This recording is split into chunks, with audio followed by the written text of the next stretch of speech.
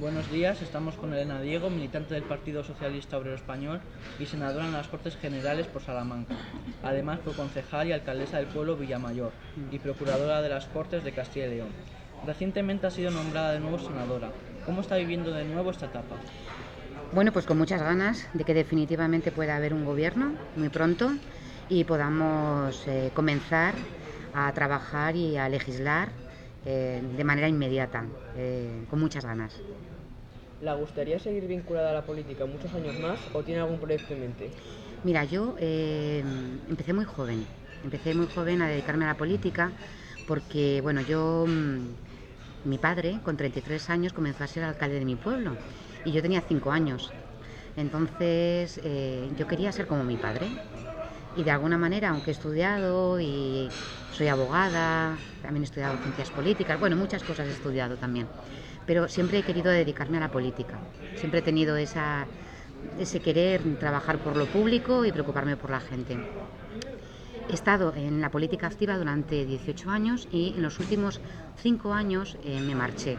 Me marché de la política y he estado, bueno, pues trabajando en otros ámbitos. El ámbito principal en el que trabajo como politóloga y como investigadora de la universidad es en materia de participación política de las mujeres. Es a lo que me estoy dedicando y a lo que me dedico principalmente. Y bueno, he vuelto, o sea que ese tiempo ya me lo he tomado y después de mucho pensarlo pues he regresado. ¿Qué funciones tiene como senadora? Bueno, pues tengo diferentes funciones. El trabajo de senador, como representamos a una provincia, en este caso Salamanca, pues tenemos un trabajo que es lo que se dice trabajo en el territorio y trabajo en el Senado. El trabajo en el territorio es un trabajo que hacemos en la provincia de Salamanca, con reuniones con alcaldes, con concejales, distintas reuniones con colectivos sociales de Salamanca o con, digamos, reuniones con autoridades, etcétera.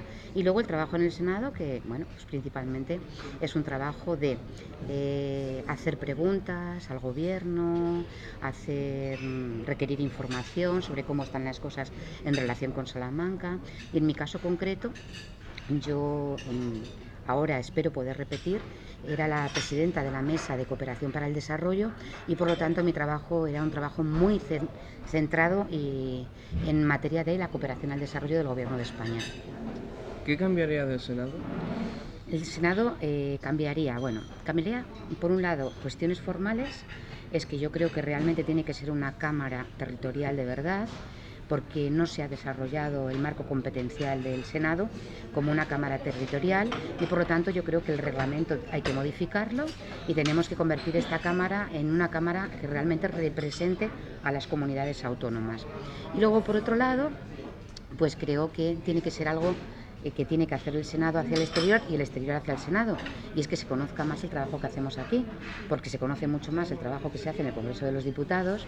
Obviamente es verdad que ahí digamos que es donde están los más importantes, pero hay un trabajo que hacemos también aquí en el Senado que es muy importante para los ciudadanos y que es un gran desconocido. El alcalde de León del Partido Socialista, José Antonio Díez, ha exigido tener una comunidad autónoma propia y ha pedido la ayuda de Zamora y Salamanca. ¿Está de acuerdo? No estoy de acuerdo. ¿Qué le parecen las declaraciones que hizo su compañero de partido, Óscar Puente, sobre el discurso de dimisión de Rivera, donde le calificó como un ególatra patológico?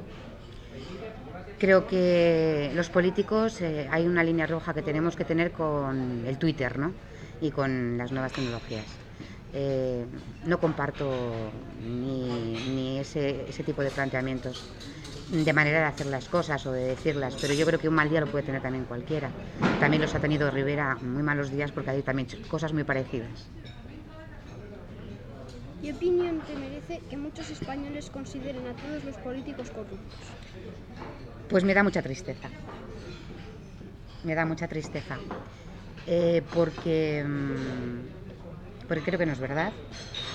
Creo que la mayoría de los políticos, por supuesto que no son corruptos, pero sí es cierto que hemos pasado un momento en este país en el cual ha habido corruptos dentro de la política y por lo tanto se ha conseguido descubrir que esa corrupción existía y estamos viviendo ahora un momento donde es un asunto que es una de las grandes preocupaciones que existen. No lo voy a minusvalorar, creo que es gravísimo, porque no me sirve eso de que corruptos los hay en todas partes. Cuando estás trabajando con dinero público y eres representante de los ciudadanos, la corrupción es algo que no puede existir. Pero también quiero decir una cosa, y me parece importante. Vender que la política está corrupta o que todos los políticos son corruptos es una falacia, es una mentira, hace mucho daño a la democracia y también hace mucho daño a políticos que no son corruptos y que son personas muy honestas, que somos la mayoría. ¿Cómo compagina su vida privada con su cargo? Como puedo. Bueno, yo ya fui senadora. Entonces, digamos que ya estoy acostumbrada a eso de viajar, venir a Salamanca, quedarme algunos días aquí. Lo compagino pues perfectamente y con muchas más facilidades que cualquier mujer que a lo mejor no tiene la suerte ni el privilegio de trabajar en un sitio como este, o muchas mujeres que, como en mi caso, yo no tengo hijos, por ejemplo, que no quiere decir que mi tiempo no sea importante, pero yo no tengo hijos, lo tengo más fácil que muchas mujeres que tienen hijos, que trabajan fuera de casa. Bueno, digamos que no tengo ningún problema para compaginarlo. ¿Apoya el posible pacto de PSOE con Podemos junto con los partidos independentistas? El acuerdo de gobierno entre PSOE y Podemos, que es lo que está en este momento encima de la mesa, no solamente lo apoyo, sino que creo absolutamente en él. Otra cosa es que para que haya investidura del presidente del gobierno tengan que votar otros partidos políticos. Pero el pacto de gobierno única y exclusivamente va a ser un pacto de gobierno de coalición entre el PSOE y Podemos. Lo otro es otra cuestión, que es tener o no tener el apoyo, pero no un pacto de gobierno. ¿Preferiría uno con el PP? La política cambia de un día para otro. Creo que el tiempo de que el PP tendría que haberse abstenido ya ha pasado, desgraciadamente, porque nosotros, cuando Mariano Rajoy consiguió ser el partido más votado y había un problema como el de ahora de poder llegar a un consenso o a un acuerdo, el Partido Socialista se abstuvo y dejamos gobernar al Partido Popular sin ningún tipo de planteamiento ni de cambalache ni de nada. Entonces, desgraciadamente, creo que con este Partido Popular, que no ha querido abstenerse, incluso en las anteriores elecciones, y que ahora está en el no, pues obviamente no podemos. Además, yo soy partidaria de un gobierno de coalición. Creo que este país tiene que dar pasos ya adelante en la manera de negociar y de hacer política. En Europa es la normalidad que tengan que negociar partidos de distintas ideologías o de ideologías parecidas. No tengo miedo a un gobierno de coalición, creo que es el futuro. ¿Qué opinas sobre el aborto? Estoy a favor del derecho a decidir de cualquier mujer sobre su propio cuerpo, que es un derecho que está recogido en las leyes españolas. El aborto es algo que ninguna mujer querría tener que pasar por ello, y por lo tanto creo que la que tiene que pasar por una situación como esa o tiene que tomar esa decisión, creo que tiene que tener de su lado todo el apoyo de la sociedad, de las leyes y de la sanidad para poder hacerlo con total libertad y sobre todo con total garantía de que no va a morir. Y por lo tanto, obviamente, soy una defensora de los derechos de las mujeres. ¿Y sobre la monarquía? Yo ideológicamente soy una mujer de izquierdas republicana, porque ideológicamente, teóricamente, pero lo que no cabe duda es que yo creo que todos los políticos que además tenemos y ostentamos un cargo público, estamos dentro de una estructura institucional que es la que es una monarquía parlamentaria. Yo no tengo ningún problema. Al contrario, creo que las cosas en este momento no toca plantear que no exista monarquía en este país.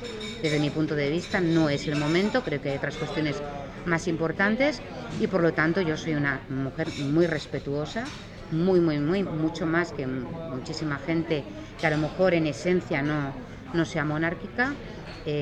Muy respetuosa de la monarquía y además voy a deciros una cosa, tengo la suerte de conocer personalmente a la reina y al rey por una suerte que tuve de nacer el mismo año que la reina y unos días después que ella, y estoy encantada de conocerlos y de haber podido conocerlos personalmente y haber hablado con ellos, y desde luego estoy totalmente, no estoy en contra de la monarquía. Sabemos que ha representado a España en diferentes países hablando sobre la violencia de género. ¿Qué ha supuesto esto para usted? Pues mira, para mí lo más importante de mi vida es esto, ¿sabes, Juan? Para mí, cuando uno se dedica a la política, se dedica por una vocación de servicio público, ¿no? Pero unos tienen unas prioridades y otros tienen otras.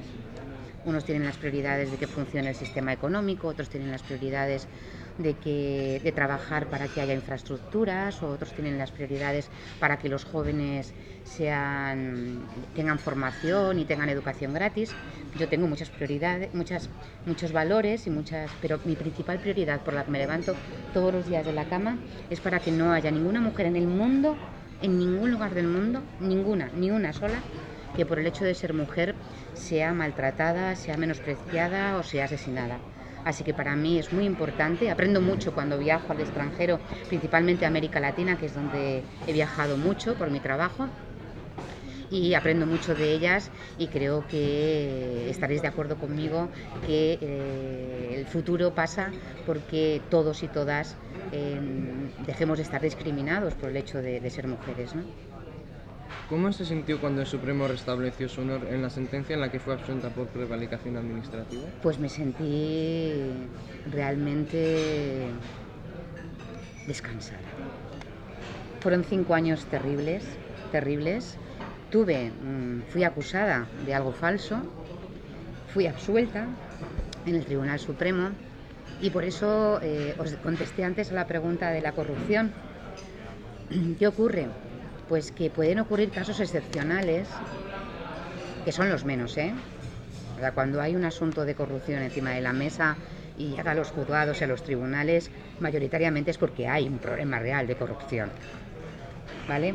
Pero hay casos como el mío, y fue una cuestión difícil de explicar ahora porque es larga, donde se me acusó de algo que era falso, por hacerme un daño personal además, ¿no?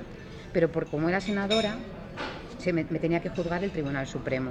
Entonces fue una cosa terrible para mi familia, terrible para mí. Fueron 5 años terroríficos porque no podía explicar, nadie me escuchaba. Entraba en el bombo de los corruptos, ¿no? Como, pues una senadora en el Supremo, pues ya, y no es así.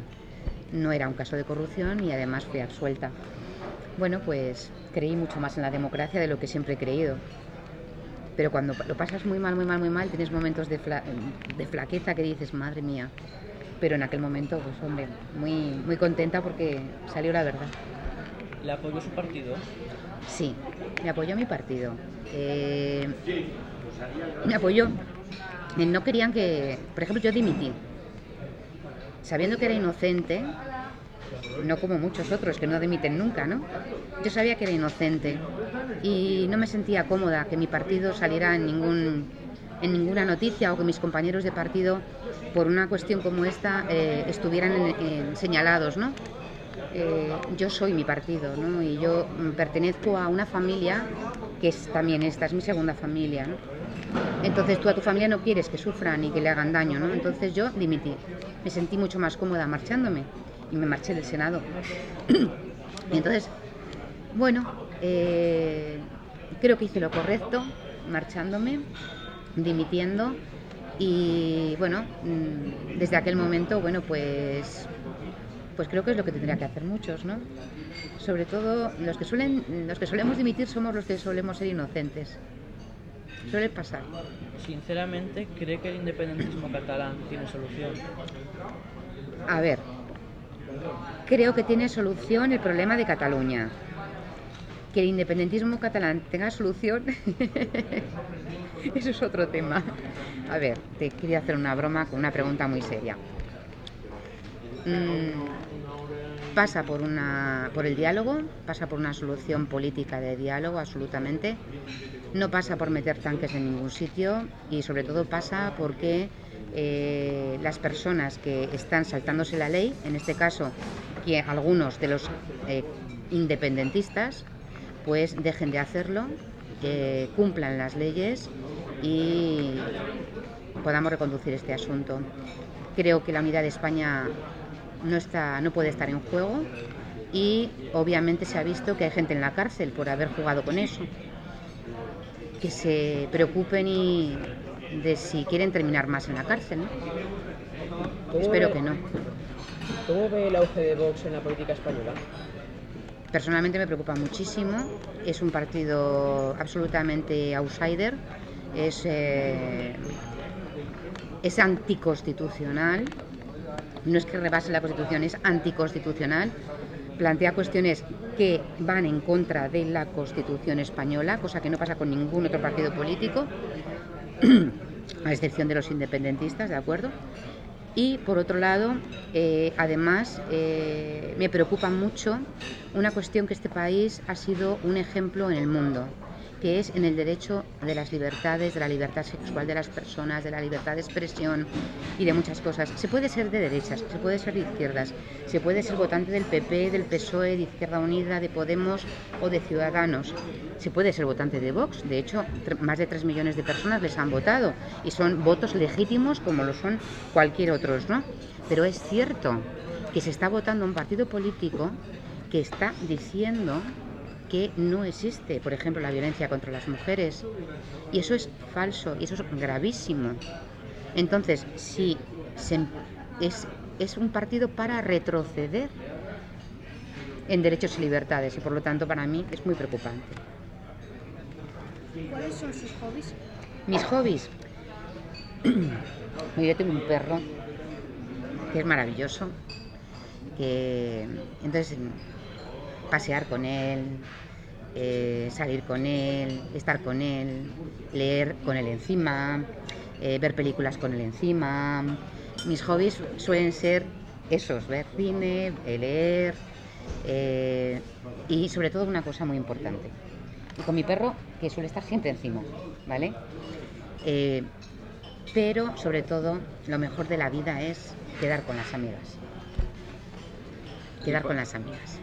Y para terminar, ¿es usted feliz? ¿Que si soy? Feliz. Uy, qué pregunta, por Dios. Sí, la felicidad, ¿qué es la felicidad? La felicidad sobre todo es reconocer que eres una privilegiada por vivir, que eres una privilegiada por estar haciendo lo que quieres, que eres una privilegiada por tener una persona que amas y por tener muchos amigos y amigas de verdad, ¿no? Entonces, claro, ¿cómo no voy a ser feliz? Claro que sí, yo creo que soy feliz. Pues muchas gracias, Elena, por su tiempo. Ha sido un placer. Gracias a vosotros. Gracias. Bueno, pues